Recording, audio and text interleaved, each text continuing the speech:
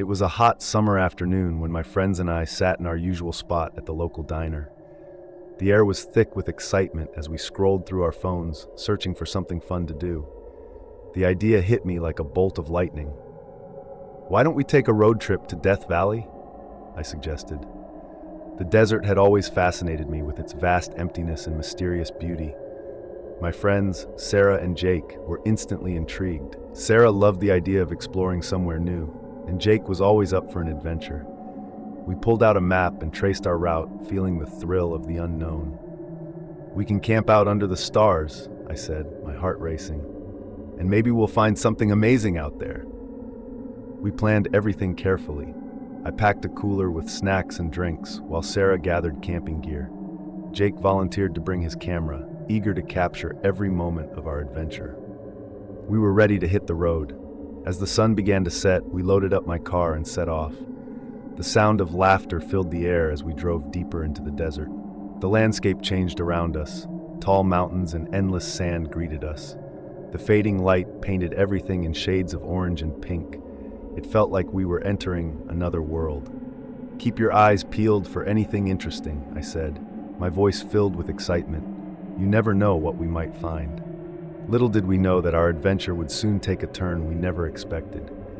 As we drove further into Death Valley, the feeling of curiosity and thrill mingled with an unshakable sense of something lurking just out of sight.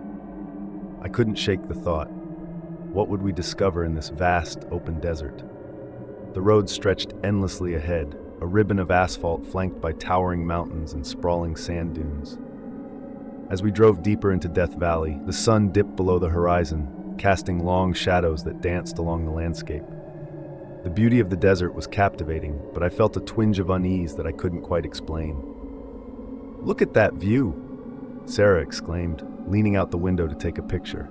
The setting sun illuminated the mountains in hues of purple and gold. Jake, adjusting his camera settings, nodded in agreement. "This place is incredible," he said, excitement in his voice.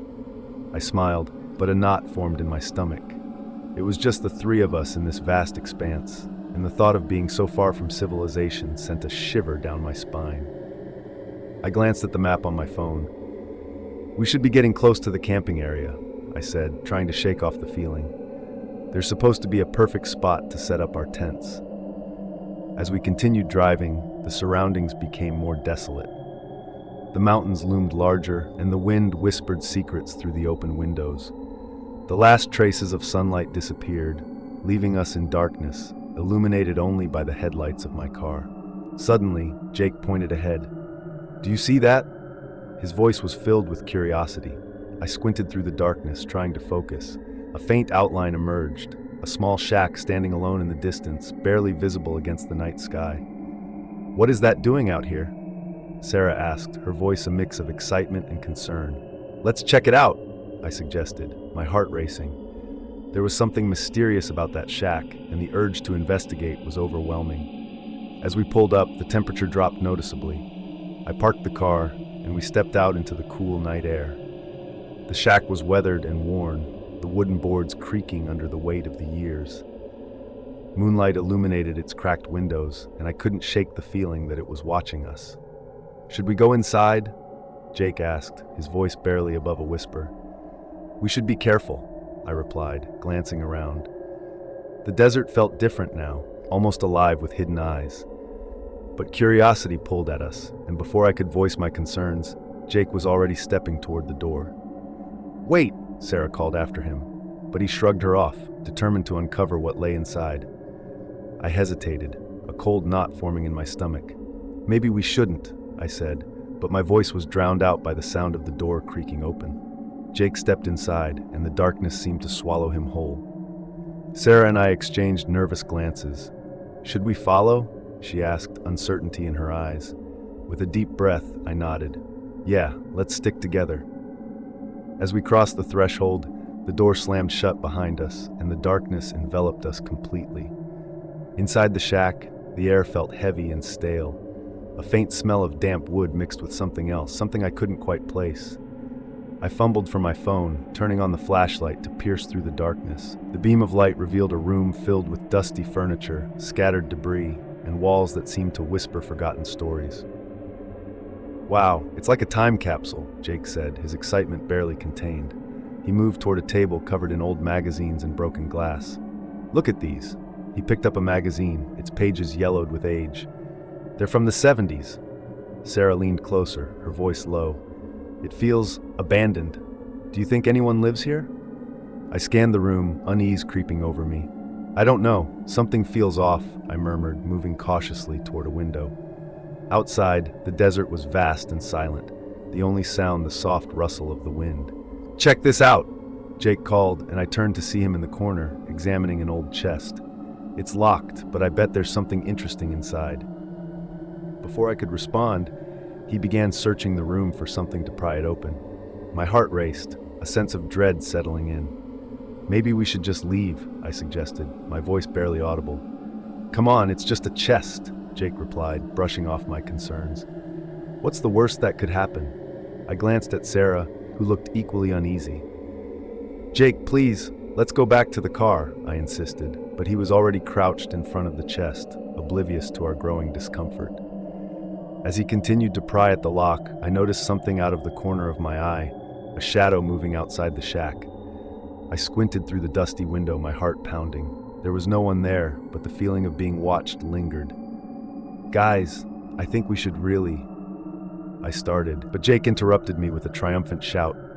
I got it open, he exclaimed, lifting the lid of the chest. The creaking sound echoed in the silence, and I felt a chill run down my spine. Inside the chest lay a collection of old photographs, their edges frayed. Look at these, Jake said, pulling them out. They were black and white images of people standing outside the shack, their faces blank and haunting. Some were smiling, but their eyes seemed hollow, devoid of life. What is this place? Sarah whispered, stepping closer to the chest. Just then, a loud bang echoed outside, making us jump. The door slammed shut again, rattling against the frame. Did you hear that? I asked, panic rising in my chest. Yeah, but it's probably just the wind, Jake said, though he didn't sound so sure anymore. I took a deep breath, trying to steady myself. We need to leave, now. But as I turned to head for the door, I caught sight of something on the wall, a faded poster. The image depicted a missing person, a young woman with striking features, her eyes filled with a haunting sadness. The date at the bottom was recent. Guys, I said, my voice trembling, this isn't just an old shack. Something is very wrong here. Jake's face lit up with excitement, and he couldn't help himself. We can't leave yet. There's so much to explore, he said, gesturing at the various corners of the shack. What if there are more clues? This could be like an adventure. Adventure? I echoed, my heart racing. More like a nightmare waiting to happen. But deep down I felt the tug of curiosity. What if there was something valuable or important hidden away in this forgotten place? Let's just look around a little more, Sarah suggested, her voice steady despite the tension in the air. We can't just ignore everything we've found so far. Against my better judgment, I nodded. Fine, but let's stick together. I don't want to lose anyone in here. As we split up to search the room, I felt an uneasy mix of dread and excitement. I turned my flashlight towards a dusty shelf lined with old books, their spines cracked and faded. One caught my eye. Its cover was a deep red with no title. I pulled it out, and a cloud of dust swirled into the air. What's that? Jake asked, peering over my shoulder. I don't know, I replied, flipping it open. The pages were filled with strange symbols and drawings, like something out of a horror movie. Maybe it's a diary or a journal, Sarah said, her interest piqued. What does it say? I skimmed through the pages, reading snippets of unsettling passages. It talks about a cult and rituals performed in the desert. This can't be real, right? Cult? Jake laughed nervously. That's crazy, this is just some old book. But I wasn't so sure. The words felt heavy, as if they carried a warning from the past. I glanced back at the photographs scattered on the chest, the hollow eyes of the people staring back at me. Guys, we should really consider getting out of here, I urged again.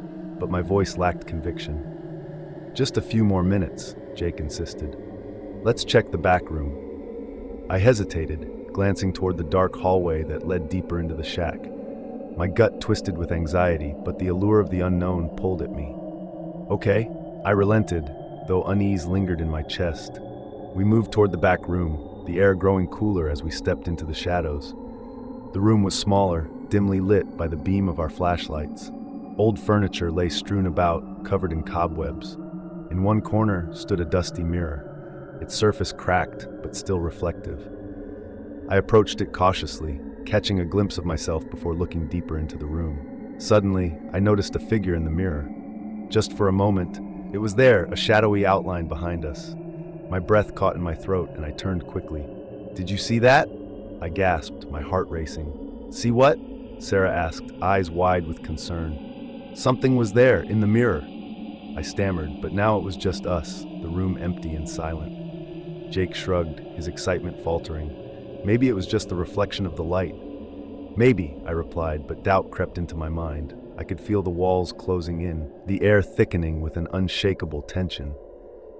"Let's just check the last corner and then we can go," Jake said, moving toward a stack of boxes. As he began to sift through them, I couldn't shake the feeling of being watched. The shadows seemed to stretch and move, flickering at the edges of my vision. "Come on, hurry up," I urged, glancing back at the mirror again. My reflection stared back at me, but something felt off. I couldn't put my finger on it, but there was an unsettling energy in the air, a feeling that something ancient and dark lingered within these walls. Just then, a loud crash echoed from outside, causing us all to jump.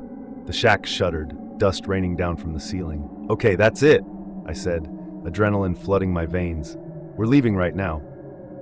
After exploring the shack, we had decided to set up camp a short distance away, wanting to be close, but not too close to that eerie place. As darkness enveloped us, we gathered around a small campfire, the flames flickering and casting dancing shadows on our faces. The warmth was comforting, but the cool desert air felt alive with tension.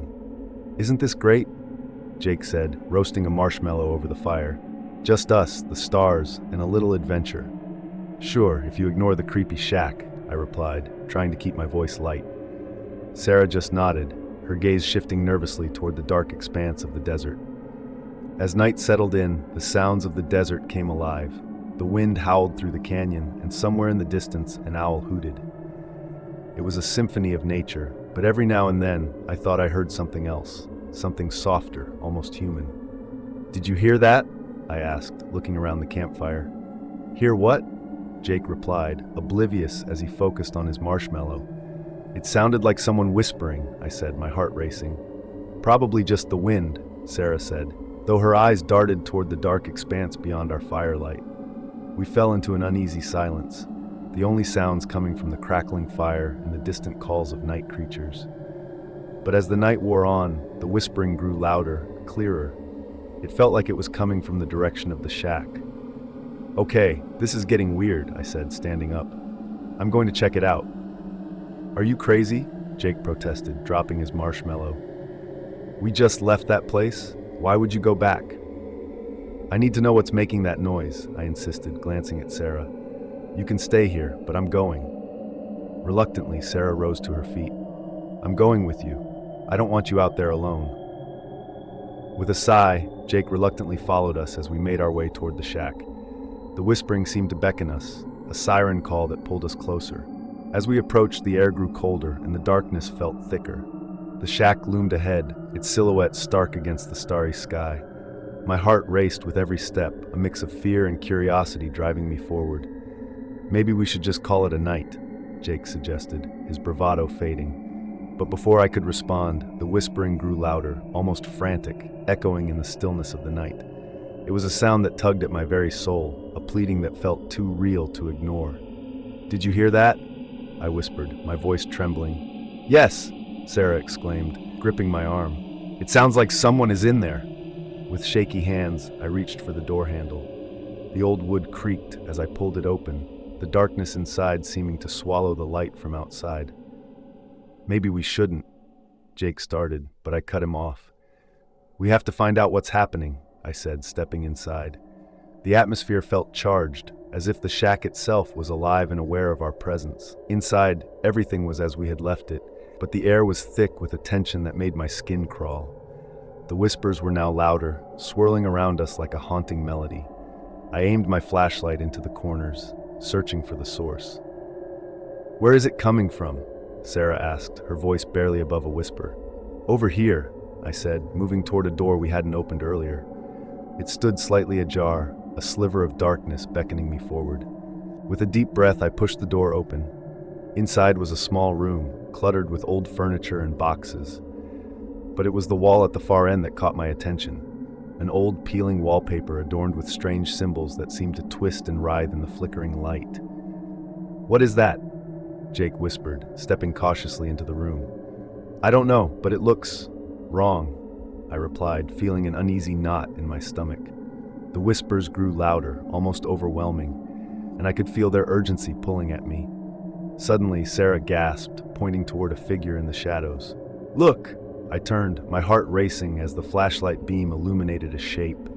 A tall, gaunt figure with hollow eyes staring back at us from the corner. "Run!" Jake shouted, panic overtaking his voice. Without thinking, I turned and bolted for the door, adrenaline surging through me. Sarah followed closely, and I could hear Jake's footsteps behind us, pounding against the wooden floor. As we burst outside, the cool night air hit us like a wave, but the fear still gripped my heart.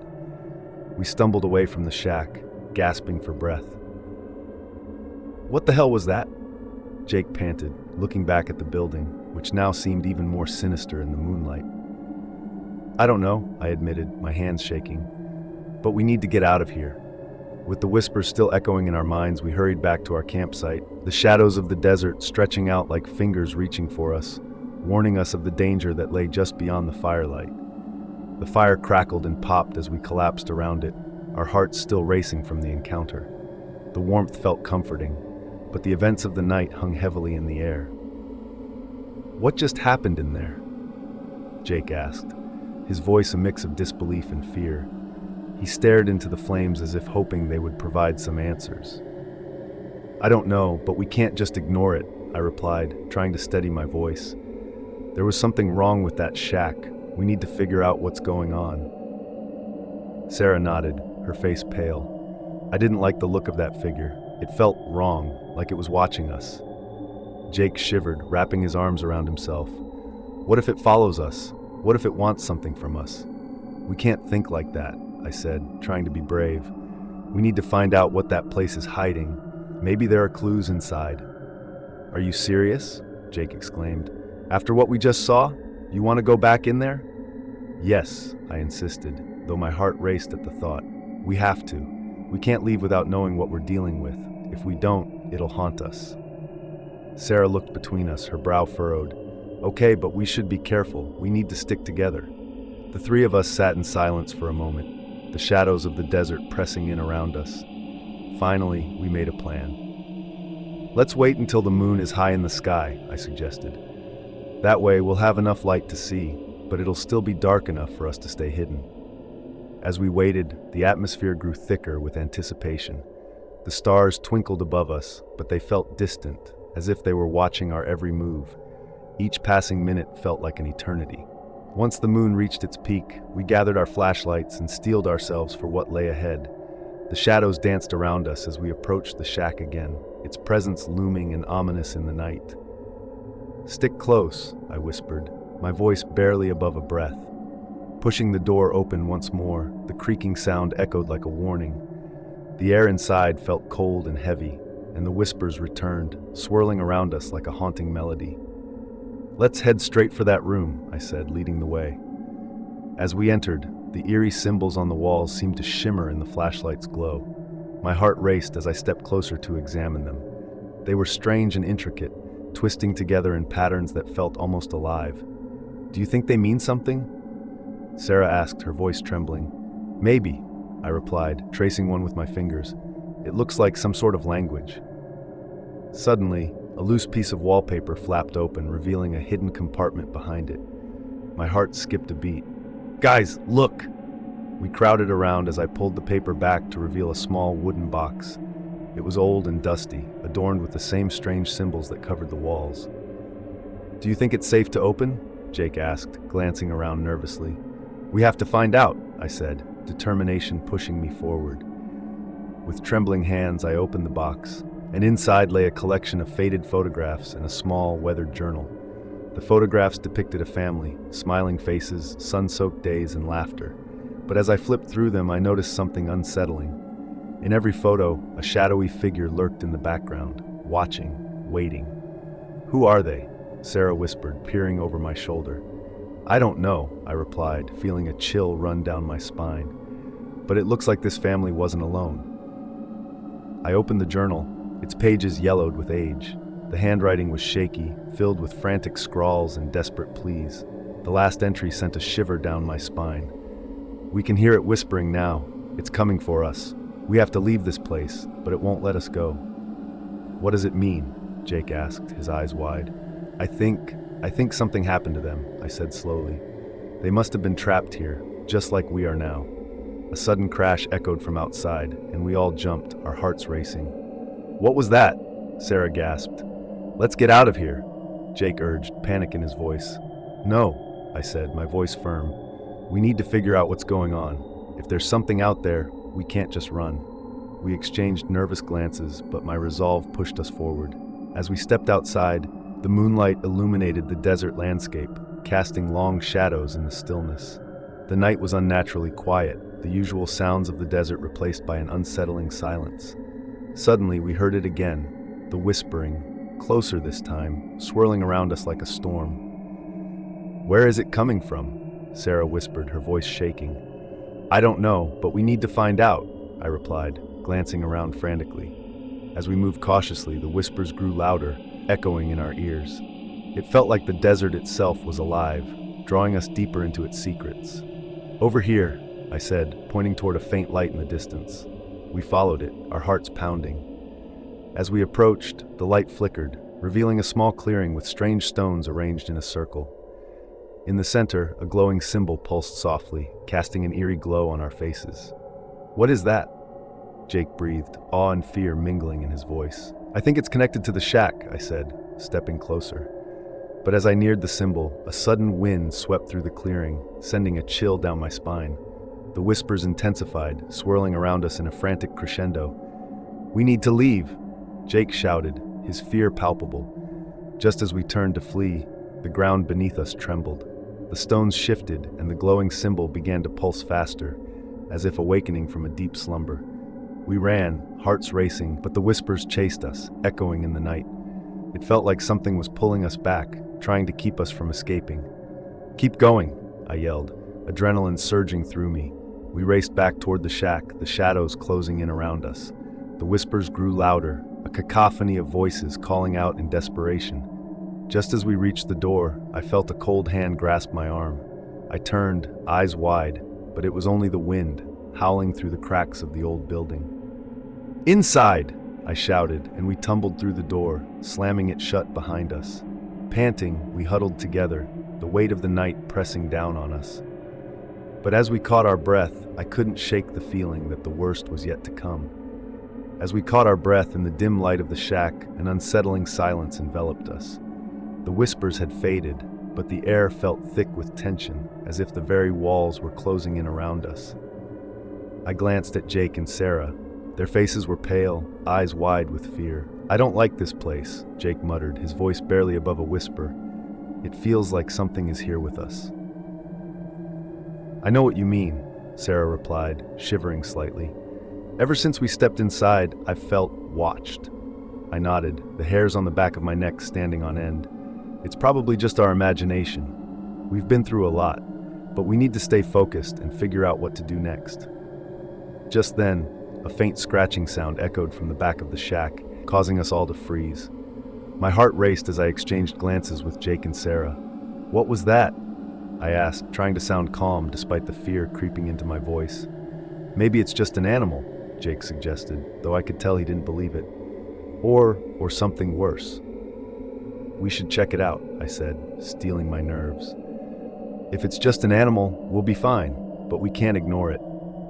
With our flashlights in hand, we moved cautiously toward the source of the noise. Each step felt heavy, and the shadows seemed to stretch and twist around us. The scratching grew louder, more frantic, as we approached a door at the far end of the shack. "Are you sure about this?" Sarah asked, her voice trembling. "We have to know," I insisted. "If there's something in there, we can't let it catch us off guard."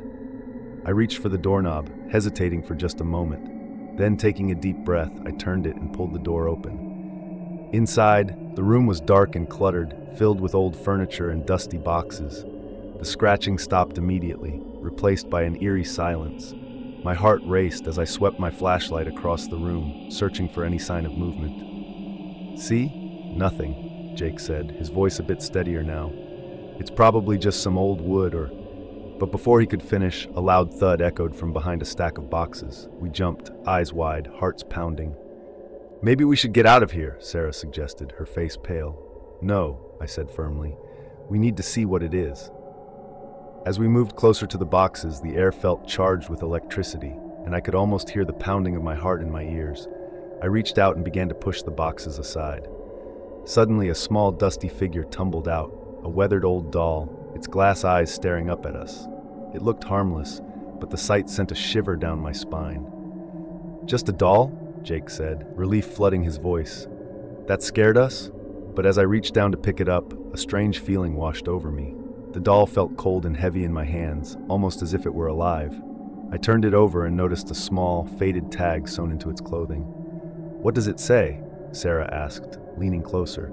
I squinted at the tiny letters. "It says, 'Lost and Found.'" "Creepy," Jake muttered, taking a step back. "Let's just leave it and get out of here." But I couldn't shake the feeling that the doll was important somehow. It felt like a piece of the mystery we were trying to solve. "No, wait," I said, holding it up. "Maybe it's a clue." As I studied the doll, the scratching noise returned, now more insistent, coming from somewhere deeper within the shack. My heart raced as I realized that the sound was not coming from the room we had just searched. It was coming from beneath us. "Do you hear that?" I asked, my voice barely a whisper. "Yeah," Jake said, his face paling. "What is it?" "I don't know," I replied, my mind racing. "But we need to find out." With a sense of dread, we moved toward the center of the room, where the floor creaked ominously beneath our feet. I felt a knot form in my stomach as I crouched down, placing my ear against the floor. The scratching intensified, echoing in my ears. It felt like something was trying to break through from below, and the sensation of being watched returned with a vengeance. "Guys, I think we should leave," Sarah said, her voice trembling. "This is getting too creepy." "Just a little longer," I pleaded. "We're so close to figuring this out." Suddenly, the floor beneath me shifted, and I stumbled back, nearly losing my balance. "What was that?" Jake gasped, stepping back. "Something's down there," I said, my heart racing. "We have to find a way to look. Maybe there's a trapdoor or something." Jake suggested, glancing around nervously. As we searched the room, I noticed a loose board near the back wall. My heart pounded in my chest as I pried it open, revealing a dark, narrow opening leading into the darkness below. "Are you serious?" Sarah whispered, her eyes wide. "We're going down there?" "We need to know," I replied, feeling a mix of fear and excitement. If there's something hiding down there, it could be the key to everything. With a determined nod, I grabbed a flashlight and pointed it into the opening. The beam of light illuminated a set of dusty stairs leading down into the darkness. "Let's do this," I said, feeling a surge of adrenaline. One by one, we climbed down the creaking stairs, the atmosphere growing heavier with each step. As we reached the bottom, I shone my flashlight around the room, revealing a small cellar filled with forgotten objects and eerie silence. "What is this place?" Jake whispered, his voice barely audible. "I don't know, but we have to find out," I said, scanning the room for any signs of movement. Suddenly, a loud noise echoed from the far end of the cellar, making us all jump. "What was that?" Sarah exclaimed, her eyes wide with fear. "I don't know, but let's check it out," I said, forcing myself to sound brave. As we crept toward the noise, my heart raced, and the feeling of being watched returned with full force. It was as if something was lurking just out of sight, waiting for the perfect moment to strike. The cellar was thick with dust and darkness. Each step we took stirred up clouds of grit, adding to the feeling of claustrophobia that was settling over us.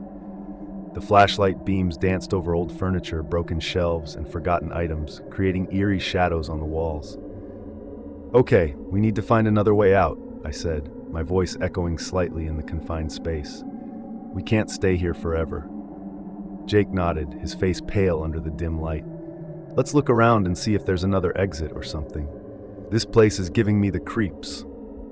Sarah, clutching her flashlight tightly, scanned the room. "What about that door over there?" she suggested, pointing to a rusted metal door partially hidden behind a stack of old crates. "Good idea," I said, moving toward it. "Let's check it out." We carefully moved the crates aside, making sure not to disturb anything that could potentially fall. As we cleared the way, the metal door came into full view. It was old and covered in cobwebs, with a small window of frosted glass. "Should we open it?" Jake asked, his voice shaky. "Let's see what's on the other side," I said, reaching for the door handle. It felt cold and heavy in my hand, and with a deep breath, I pulled it open. The door creaked loudly, and a gust of musty air escaped from the other side. Beyond the door was a narrow, dimly lit hallway. The walls were lined with more cobwebs, and the floor was covered in debris. "I don't like this," Sarah said, her voice trembling. "What if there's something dangerous in there?" "We have to see if it leads somewhere," I replied. "It's our best chance of getting out." We entered the hallway, our flashlights illuminating the way. The space was tight, and the ceiling was low, making it feel even more enclosed. As we moved cautiously forward, the feeling of being watched intensified. Every creak of the floorboards and every gust of wind made us jump. The hallway twisted and turned, leading us deeper into the unknown. The air grew colder, and the oppressive silence was occasionally broken by distant, unsettling noises that we couldn't quite identify. "Do you hear that?" Jake asked, his voice barely more than a whisper. "Yeah," I said, straining to listen. "It sounds like footsteps?" The sound was faint but unmistakable. It was as if someone or something was walking just ahead of us, always out of sight. We quickened our pace, our nerves on edge. Finally, we reached a set of stairs leading up. The sight was both a relief and a new source of anxiety. The stairs seemed to lead to a trapdoor or exit of some kind, but the sense of being watched made us hesitate. "Do we go up?" Sarah asked, looking at me. "We have to," I said, trying to sound confident. "If we can get out of here, we'll be safe." We climbed the stairs slowly, each step echoing loudly in the narrow space. As we reached the top, I felt a rush of adrenaline. I reached for the trapdoor and tried to push it open, but it was stuck. I heaved with all my strength, and with a loud groan, the door creaked open. The sight that greeted us was not what we expected.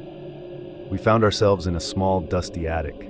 The space was filled with old furniture, boxes, and forgotten belongings.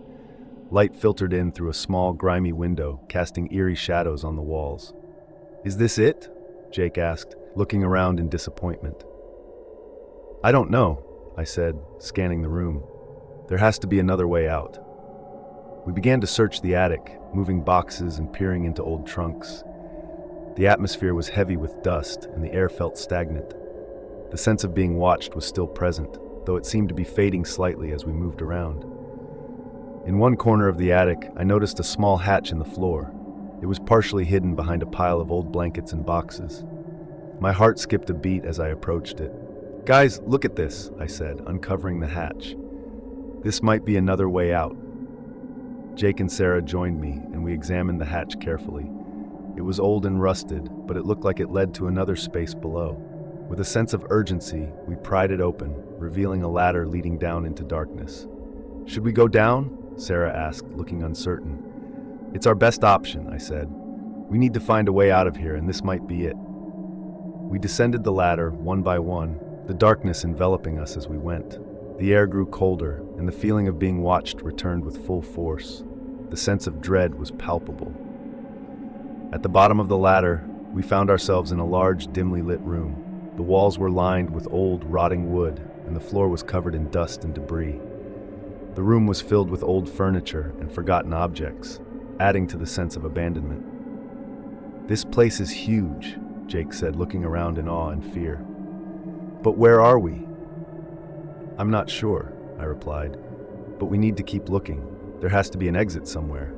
We began to search the room, our flashlights casting eerie shadows on the walls. The sense of being watched was stronger than ever, and the oppressive silence was occasionally broken by distant, unsettling noises. As we searched, I couldn't shake the feeling that something was following us, lurking out of sight. The sensation was almost palpable, and every creak of the floorboards and every gust of wind made us jump. The search for an exit continued, and the tension in the room was palpable. We had to find a way out, but the feeling of being watched and the strange noises kept us on edge. The room was oppressive, the air thick with dust and tension. We had been searching for what felt like hours, and exhaustion was beginning to take its toll. The sense of dread was unrelenting, each shadow seeming to move of its own accord. "Okay, we need to talk," I said, trying to keep my voice steady despite the fear clawing at me. "We've been down here for a while, and it feels like we're just going in circles. We need to face whatever is making us so uneasy." Jake and Sarah nodded, their faces pale and anxious. "What do you mean?" Sarah asked, her voice trembling. I said, taking a deep breath, "we need to confront whatever is causing this feeling.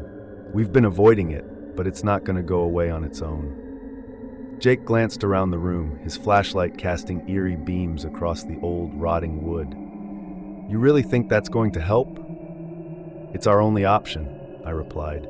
"We can't keep running from our fears. We need to find out what's behind this." We all took a moment to steady ourselves, the weight of our fear pressing down on us.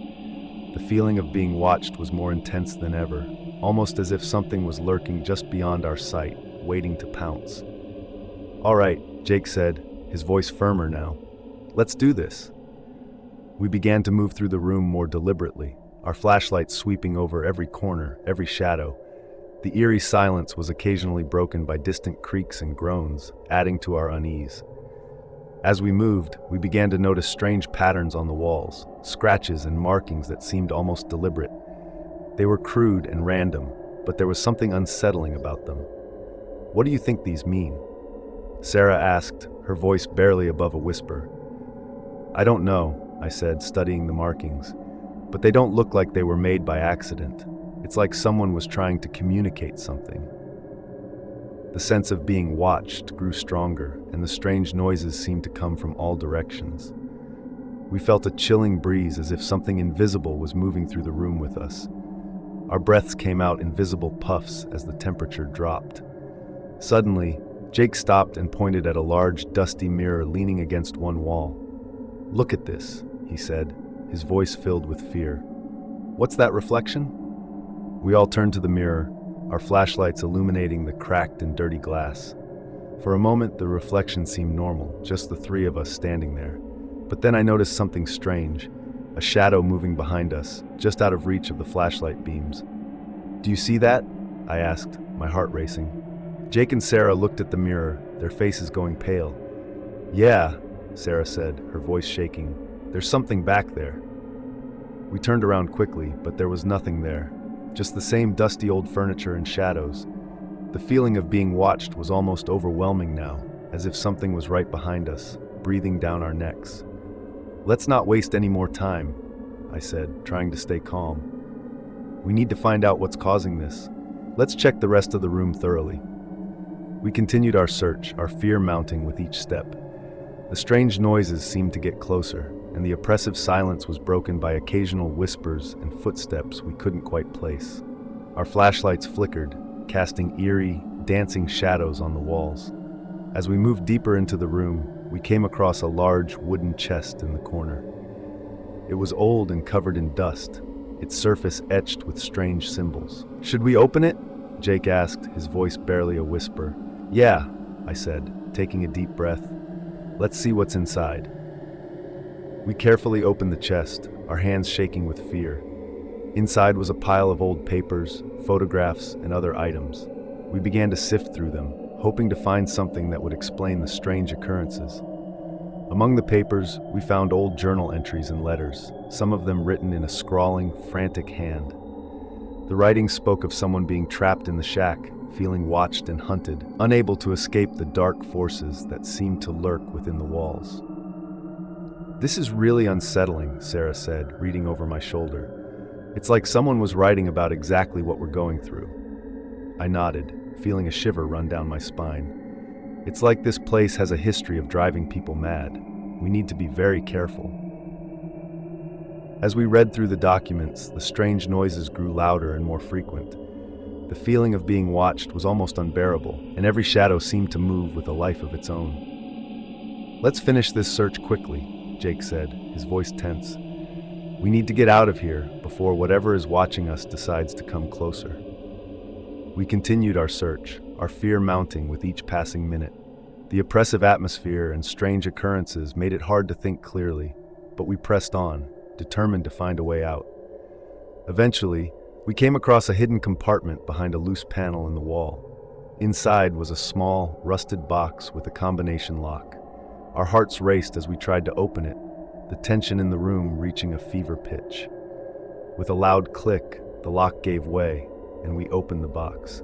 Inside was a collection of old photographs and documents, including a faded map of the area with markings that seemed to indicate hidden passages and escape routes.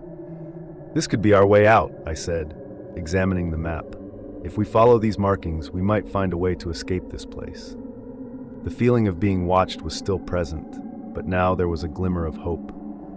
We quickly gathered the documents and began to follow the map, hoping it would lead us to safety.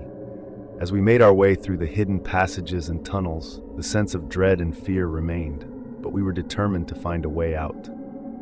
The oppressive silence and strange noises continued to haunt us, but we pressed on, driven by the hope of escape. Our hope of escape, fueled by the discovery of the hidden map, quickly turned into a race against time. The narrow, dark tunnels twisted and turned in ways that seemed to defy logic. The air was heavy with the scent of old dust and something else, a foul, almost metallic stench that we couldn't quite place. The map led us through a maze of passages, each one more claustrophobic than the last.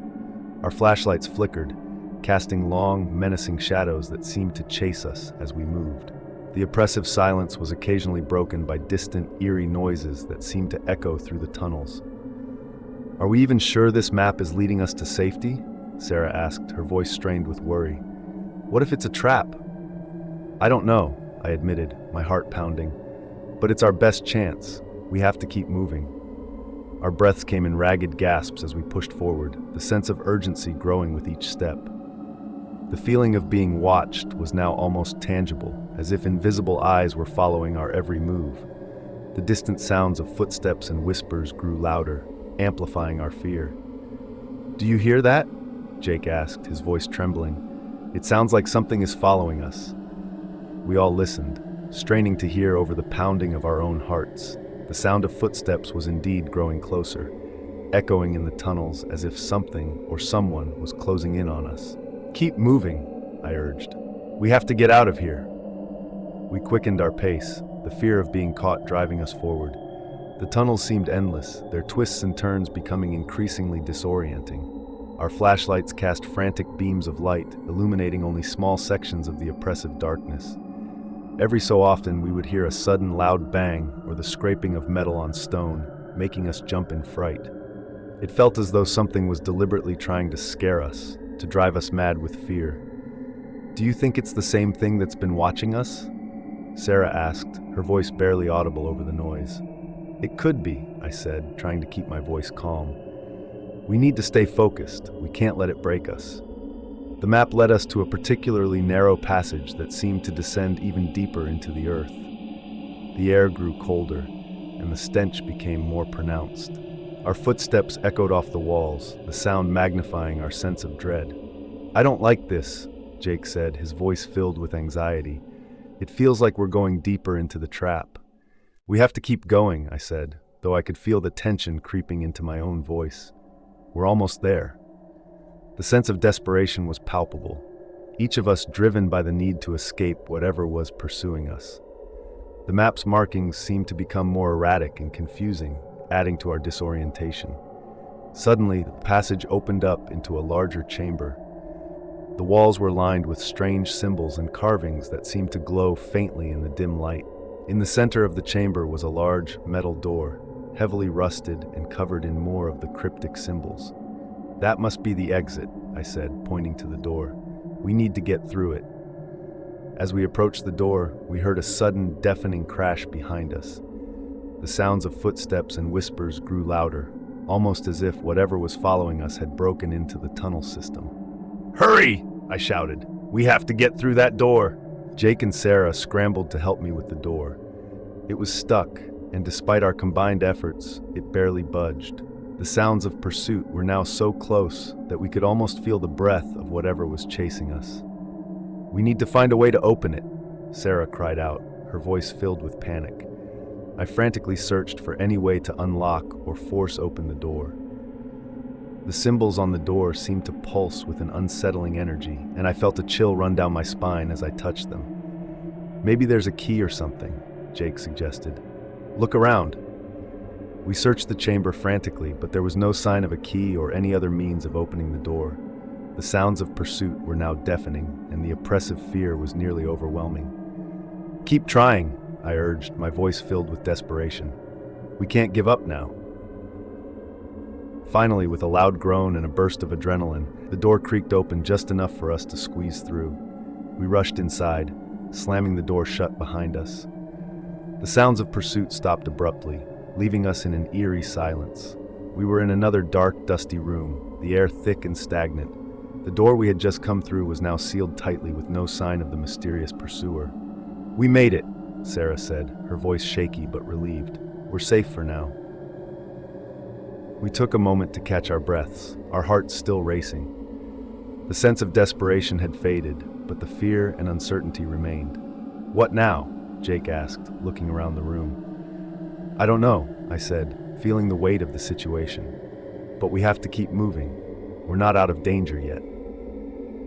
As we continued our search for a way out, the oppressive silence was occasionally broken by the distant sounds of whispers and footsteps. The fear of what might still be lurking in the darkness kept us on edge, but we were determined to find a way out of this nightmare. The relief we felt after squeezing through the rusted door was short-lived. Though we had escaped the immediate threat, the atmosphere around us had shifted. The chamber we found ourselves in was even darker, with an unsettling stillness that felt unnatural. I couldn't shake the feeling that we had merely traded one danger for another.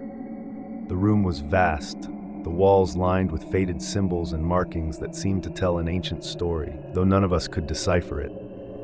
In the center of the room stood a stone pedestal, atop which lay a small, intricately carved box. It was covered in the same cryptic symbols we had seen throughout the tunnels, but there was something different about this one. It seemed important, as if it held the key to everything we had encountered so far. We shouldn't touch that, Sarah warned, taking a step back. It feels wrong. But Jake, always curious, approached the box cautiously. What if this is the answer to all of this?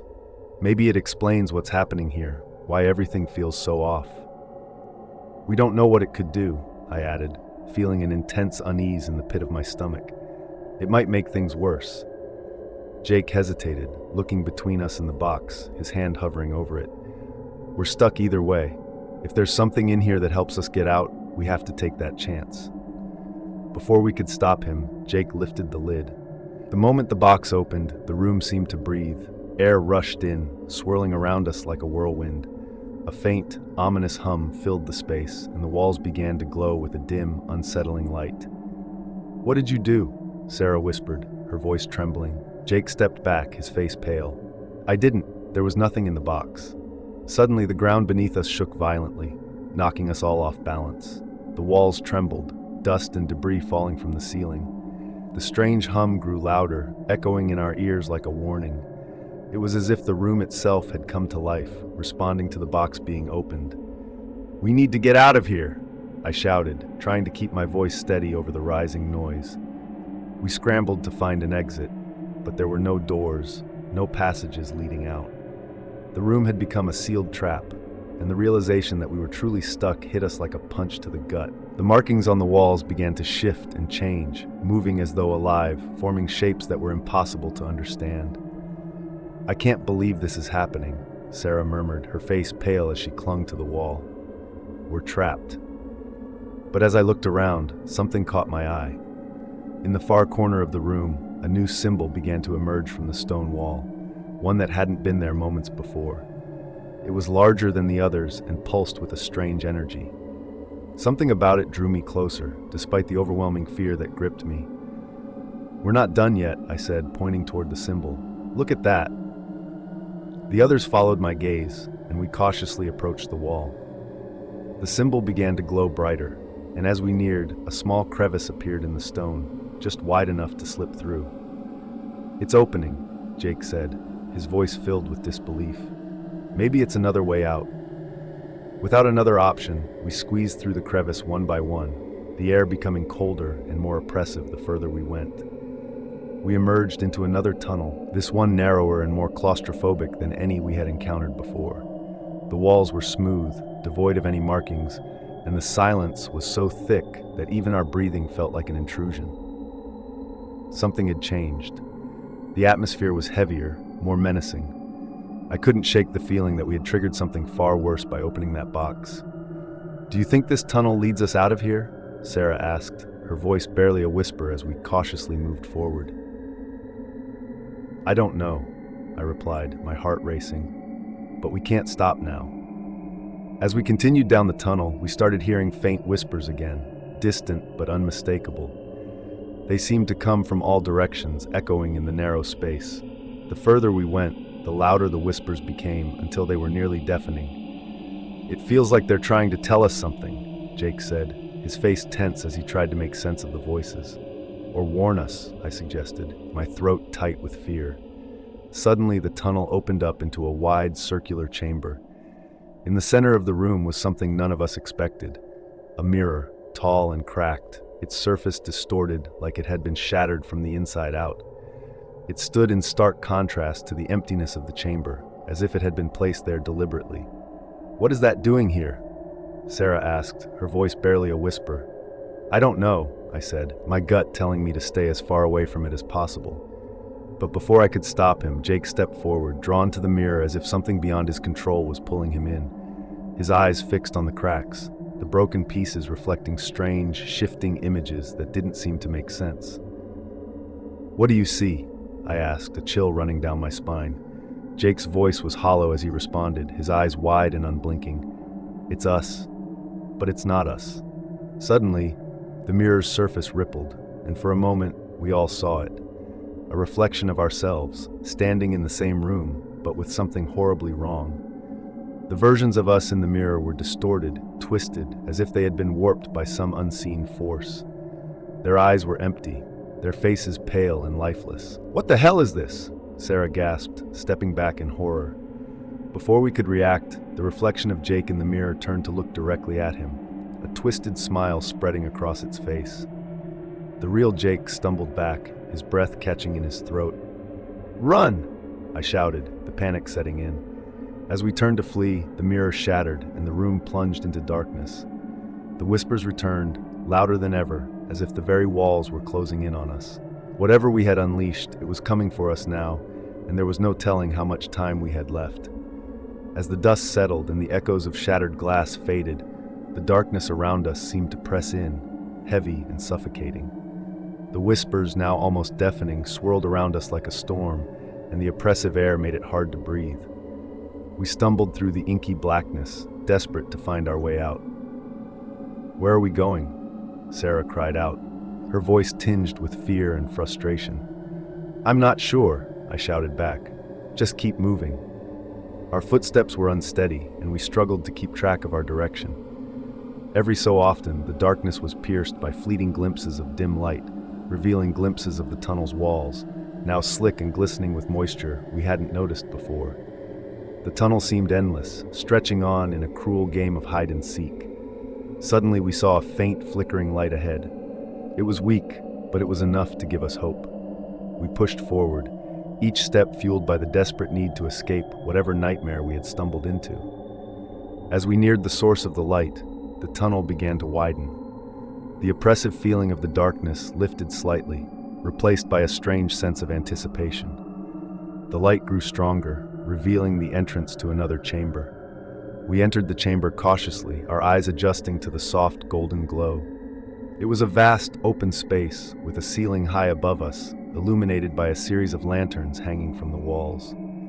The room was surprisingly clean and orderly compared to the rest of the underground labyrinth we had navigated.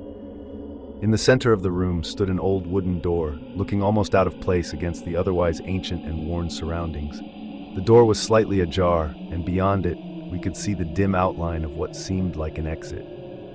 "There it is!" Jake said, his voice filled with a mix of relief and anxiety. "That's the way out!" We hurried toward the door, our movements quick and urgent.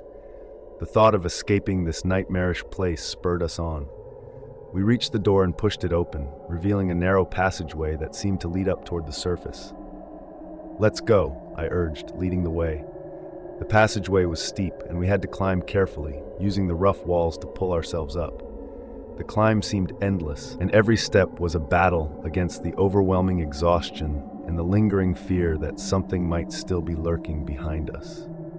Finally, the passageway opened up into a small, dimly lit room. We emerged into the cool night air, the stars above us shining like distant, comforting beacons. We had emerged into the desert once again, the vast, open landscape stretching out before us. We stood there for a moment, catching our breath and taking in the fresh air. The desert night was eerily quiet, and the oppressive sense of dread that had followed us through the tunnels seemed to dissipate as we looked around at the familiar landscape. "Are we really out?" Sarah asked, her voice trembling with disbelief. "I think so," I replied, scanning the horizon. "But we need to get away from here, just in case." We made our way back to our vehicle, which was parked a short distance away. The sight of it was a welcome relief, and we quickly climbed inside, eager to leave the desert behind. As we drove away, the vast emptiness of the desert receded in the rearview mirror, and the creeping sense of unease that had plagued us for so long finally began to fade. But even as we left the desert, I couldn't shake the feeling that something had changed. The events of the night had left an indelible mark on us, and the memory of that eerie shack and the mysterious happenings within it would haunt us for a long time to come. "We made it," Jake said, his voice weary but relieved. "We actually made it out." "Yeah," I agreed, glancing at the others, "but I don't think we'll ever be the same." As the lights of the town came into view, I allowed myself a moment of relief. We had escaped, but the desert's secrets had left a lasting impression. The feeling of being watched, the strange occurrences, and the terror of the unknown would linger in our minds, reminding us of the night we ventured into the depths of the desert and came face to face with the darkness that lay within. The drive back to civilization felt surreal. The desert's vast emptiness and the oppressive silence were now replaced by the comforting hum of the engine and the gentle glow of city lights in the distance. Despite the relief of being away from the terrifying experience, the night's events left a deep impression on all of us. As I glanced at Sarah and Jake, their faces were illuminated by the soft light of the dashboard. They looked exhausted, their eyes still wide with the remnants of fear. The weight of what we had gone through seemed to settle heavily on us. "That was something," Sarah said quietly, her voice barely above a whisper. "I don't even know what to say." "Yeah," Jake agreed, rubbing his temples. "It was like living in a nightmare." I nodded in agreement. "We need to make sense of this somehow. It's going to haunt us if we don't try to understand it." The trip back to the city was spent in silence, each of us lost in our thoughts. The desolate landscape of the desert, the mysterious shack, and the strange occurrences in the tunnels replayed in my mind like a haunting film. I tried to piece together what we had experienced, but the more I thought about it, the more it felt like a puzzle with missing pieces. Once we arrived in the city, the familiar hustle and bustle was a stark contrast to the eerie calm of the desert. We dropped Sarah off at her place, and Jake and I headed to my apartment. It felt good to be surrounded by the normalcy of urban life, but the sense of relief was tinged with an underlying unease. In the days that followed, the experience in the desert became a topic of discussion among friends and family. I found it difficult to explain the true depth of our encounter. How could I convey the terror of that shack, the oppressive darkness, and the strange, unsettling feelings that had followed us? I found myself replaying the events in my mind, trying to make sense of the bizarre occurrences. Was it just a series of unfortunate coincidences? Or was there something more sinister at play? The whispers in the tunnels, the feeling of being watched, these were not easily explained away. One evening, I sat down with Jake and Sarah to discuss our experience. We gathered at a local cafe, seeking comfort in the familiar setting. "So, what do you think it was?" Sarah asked, her gaze fixed on her coffee cup. "I don't know," Jake said, shaking his head. "It felt like something out of a horror movie, but it was all too real." I took a deep breath. I think it's important to remember that while we made it out safely, What happened in that desert is a reminder of how unpredictable and dangerous the unknown can be. Sometimes, curiosity can lead us into situations that are beyond our control. Sarah nodded thoughtfully. I guess it's a lesson in being cautious. There are some places and experiences that are best left alone. We all agreed that the experience had changed us. It had taught us about the limits of our curiosity and the importance of heeding warnings. The desert, once a place of adventure and allure, had become a stark reminder of the dangers that can lurk in the most unexpected places. As time went on, the memory of the shack in Death Valley began to fade, but the lessons learned remained. We had faced our fears, confronted the unknown, and emerged on the other side, forever changed by the experience. Looking back, I realized that while the desert had tested us in ways we hadn't anticipated, it had also strengthened our resolve and deepened our understanding of ourselves.